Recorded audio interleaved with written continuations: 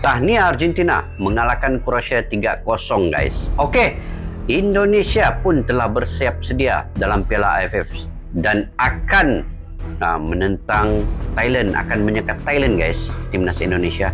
Dan Sinteyong telah menemui taktik untuk bisa mengalahkan Thailand. Ayo kita simak video ini.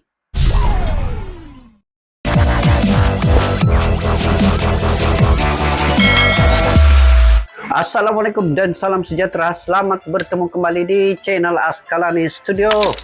Oke guys, alhamdulillah guys. Apa kabar kalian semua? Semoga anda semua dimurahkan rezeki, diberikan kesehatan yang baik dan juga sentiasa sukses ya dalam apa jua bidang yang kalian usahakan. Oke, insyaallah pada hari ini guys kita bicara terkait dengan sepak bola timnas Indonesia yang telah membuat persediaan yang begitu lama ya di Bali. Cuma kekurangan pada persediaan yang dilakukan Indonesia ialah ketiadaan uji coba yang akan menentukan prestasi pemain, stamina pemain, dan juga kualiti pemain itu setelah menjalani beberapa latihan yang begitu keras, latihan fisik, latihan taktikal, latihan strategi, dan sudah tentunya latihan fisik itu begitu keras dan pemain semua bekerja keras guys. Jadi apa yang dilakukan oleh Sinteyong demi untuk target menyasarkan kejuaraan untuk Piala AFF pada kali ini, seperti yang kita sedia maklum, walaupun Sinteyong telah menemukan taktik ya untuk bisa mengalahkan Thailand, tetapi sebenarnya Thailand juga punya percaturan yang persediaan yang begitu baik guys. Kalau diikutkan ya di Asia Tenggara ini, Thailand dan Vietnam masih lagi unggul di hadapan kalau daripada segi rankingnya. Jadi amat sukar juga sebenarnya untuk Indonesia mengalahkan Thailand. Tetapi dengan pemain-pemain yang ada dan konsisten, disiplin yang baik, disiplin yang kuat, saya juga optimis ya, yakin bahwa Indonesia juga bisa mengalahkan Thailand. Cuma tidak boleh dipandang rendah guys. Thailand ini juga punya satu permainan passingan pendek dan ketepatan yang paling terbaik di Asia Tenggara ini. Nah, begitu juga dengan Vietnam. Mereka punya kelajuan permainan yang begitu laju. Permainan mereka begitu ke depan sekali. Tetapi apapun kini Indonesia di bawah Sinteyong juga mempunyai cara permainan yang laju, yang cepat dan juga rajin. Pemain-pemain perlu cepat marah, membuat tekanan kepada lawan. Itu yang diterapkan oleh Sinteyong selama 2 tahun kebelakangan ini. Bagaimana Indonesia menentang Curaçao, mereka dapat mengalahkan kedua-dua perlawanan ini, mengalahkan Curaçao. Ini membuktikan bahwa Indonesia juga mempunyai satu permainan sepak bola yang menarik pada saat ini, yang laju, pemainnya cepat memberi tekanan kepada lawan. Jadi Thailand dan Vietnam harus berwaspada dengan kelibat Indonesia, timnas seniornya pada saat ini. Apapun, jangan terlalu memandang rendah pada lawan, karena mereka juga membuat persediaan yang bagus, Thailand dan Vietnam. Dan Indonesia sekiranya membuat konsistensi dalam semua disiplin taktikal yang dibuat oleh Sinteyong, insya Allah akan bisa untuk mengalahkan sesiapa saja pun. Jadi ayo kita simak video ini guys daripada channel Garuda Space. Seperti biasa, kepada yang baru ketemu channel ini, bolehlah subscribe, tekan butang loncengnya, like, share, dan komen. Judulnya ialah Gebrakan Datang. Sinteyong temukan kelemahan taktik rival ketum PSSI penuh keinginan timnas. Oke guys, tanpa berbasa-basi, ayo kita simak video ini.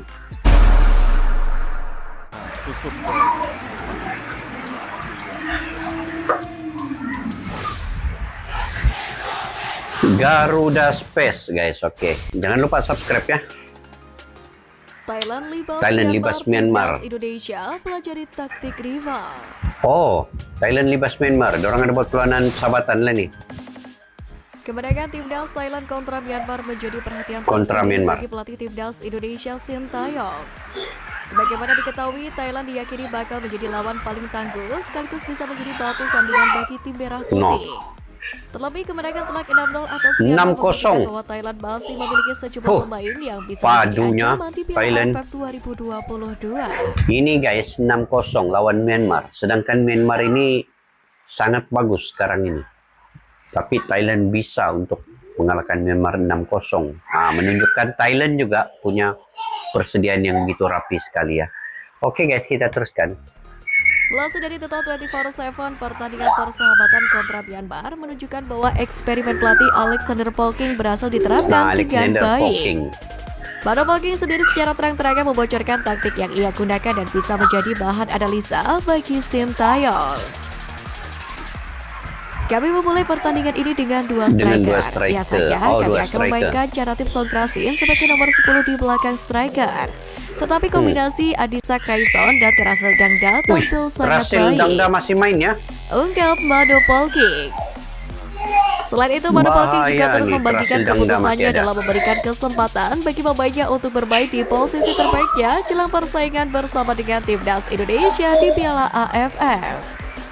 Tentu hal tersebut akan menentukan skuad Garuda jika Sintayong mampu menemukan kelemahan pasukan Mano Polking.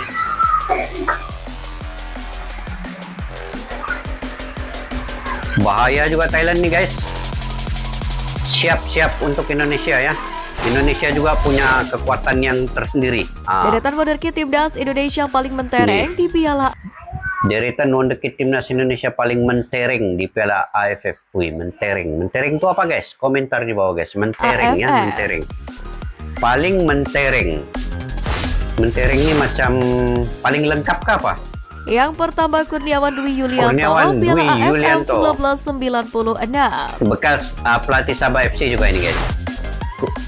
Kurniawan Meski Dwi masih bernama Yulianto. Piala Tiger, Kurniawan Dwi Yulianto menjadi sorotan dari skuad Garuda di ajang tersebut. Di mana kala itu Timnas Indonesia masih diasuh oleh Coach Danur Windo. Ia terpicu dengan Kurniawan Dwi Yulianto setelah tergabung dalam program Platnas jangka panjang Primavera di Italia. Meski masih berusia 20 tahun saat itu, striker dengan julukan Si Kurus tersebut berhasil menjadi top scorer dengan mencetak 4 buah gol.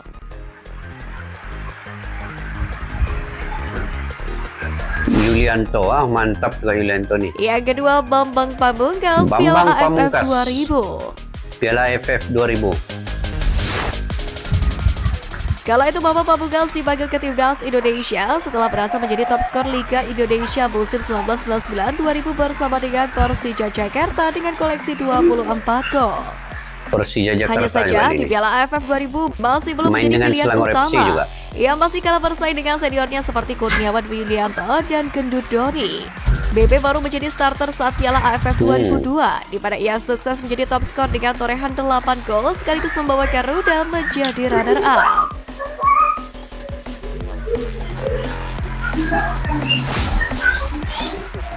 Yang ketiga, Witan Sulaiman, Piala AFF 2020. 2020 Di Piala AFF 2020 yang digelar pada Desember 2021 lalu, ada sosok Witan Sulaiman yang mencuri perhatian. Di usia yang kala itu masih 20 tahun, Witan sukses mencatatkan 158 operan sukses dengan akurasi mencapai 73%. Hal ini membuat kebanyakan kan pemain-pemain yang menyinar ini guys, ketika umur mereka masih muda, 20 tahun, 23 tahun, begitulah di dalam lingkungan itu. Yang menjadi dijuluki Raja Asis Piala AFF 2020 dengan sumbangan 5 asis. Witan Sulaiman sekarang main di Piala Slovakia dia ya, bersama dengan Egy Maulana.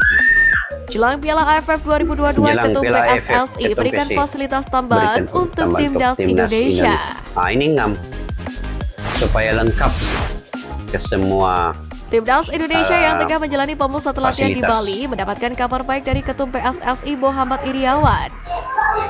Sebagaimana diketahui usai menjalani TC di Bali. Tapi Muhammad Iriawan ataupun Iwan Bule ini kan guys, banyak betul juga membantu timnas ini ya untuk persediaan AFF ini. Dia pun ingin betul supaya Indonesia ini mencapai kejuaraan pada tahun inilah saatnya. Jadi itulah dia terlampau banyak membantu sudah sekarang ini Iwan Bule ini, sampai turun ke lapangan apa semua pergi Bali. Dijadwalkan melanjutkan pemusatan latihan di Jakarta. Dilansir dari unggahan akun Instagram pribadinya, Iwan Bule mengabarkan bahwa PSSI sudah membeli bus baru untuk kebutuhan timnas Indonesia dan mulai bisa digunakan di Jakarta mendatang. Sontak kabar tersebut disambut dengan bahagia seluruh penggawa Garuda. Sebab bus merupakan fasilitas penting untuk menunjang dan mempermudah transportasi tim merah putih. Bus timnas Indonesia sendiri Beli bus nantinya baru akan lagi ya. menggunakan merek Mercedes-Benz, di mana terdapat 64 kursi dengan format 22 yang bisa menampung semua pemain, pelatih, dan official squad Garuda. Mantap nih. Sebelumnya, timnas Indonesia pernah mendapatkan pinjaman bus untuk kegiatan operasional pada 2018. Ketika itu Indonesia pinjaman kita, datang dari Garuda. super scorer yang bekerja sama dengan PSSI. Namun kerjasama keduanya akhirnya tak Mantap berlanjut. busnya. Bus yang telah di-branding dengan corak khas timnas Indonesia kini tidak lagi digunakan. Adapun di Piala AFF 2022 ini, timnas Indonesia akan menjalani 2 laga kandang di Jakarta. Stadion Gelora Bung Karno direncanakan akan menggelar perhelatan turnamen antar negara ASEAN ini. Gelora 2 Bung laga Karno kandang lagi. timnas Indonesia sendiri bakal tersaji di laga pertama menghadapi Kamboja pada 23 Desember 2022 mendatang. Kemudian laga lainnya adalah menghadapi Thailand, di mana laga seru antara skuad Garuda melawan tim berjuluk Changsuk itu dijadwalkan pada 29 Desember 2022. Thailand nah. Sedangkan untuk Indonesia laga tandang Piala AFF bisa 2022 kalahkan sendiri, Thailand. anak asuh Sintayong bakal menghadapi Brunei Darussalam dan Filipina.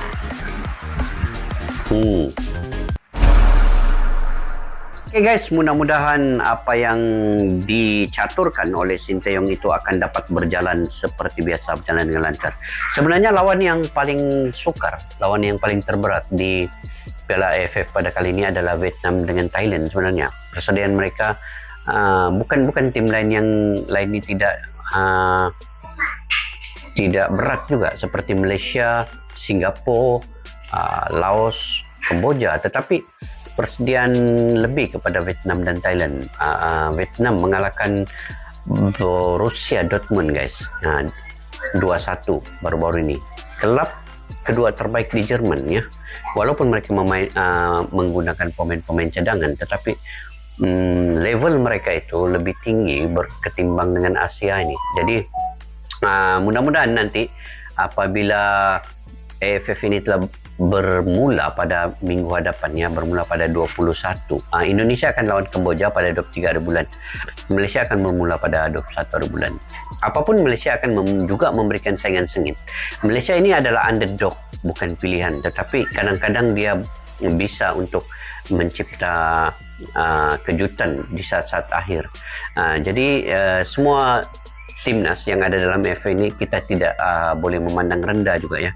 Demikian juga dengan Thailand dan Vietnam. Jadi, tetapi saya yakin Indonesia dengan gabungan semua pemain keturunan, pemain berpengalaman, pemain muda ya, pemain junior itu dapat dibentuk oleh Sinteyong dengan kekuatan yang sangat luar biasa pada saat ini, dan karena itulah Sinteyong bisa untuk mensasarkan ataupun target untuk menjadi juara karena keyakinannya itu kepada pemain-pemain yang dipilihnya itu sangat tinggi. Cuma ketiadaan uji coba Indonesia ini mungkin sedikit merecatkan keadaan. Apapun, Indonesia telah buat yang terbaik semaksimal mungkin. Iwan Bule juga telah membantu semaksimal mungkin menyediakan fasilitas dan infrastruktur. Begitu juga dengan STY, Sinteyong telah melakukan semaksimal mungkin tactical, strategi dan sebagainya. Hanya saja mental pemain pada saat perlawanan itu mungkin sekiranya boleh dikawal disiplin yang baik, insya Allah akan menjadi titik mula untuk Indonesia menjadi juara. Oke guys, sampai di situ saja. Jika kalian juga punya pandangan dan pendapat sendiri, Anda boleh komentar di ruang kolom di bawah untuk berbagi info yang bermanfaat daripada kalian. Sampai berjumpa lagi. Maju lasukan untuk negara. Assalamualaikum. Bye-bye.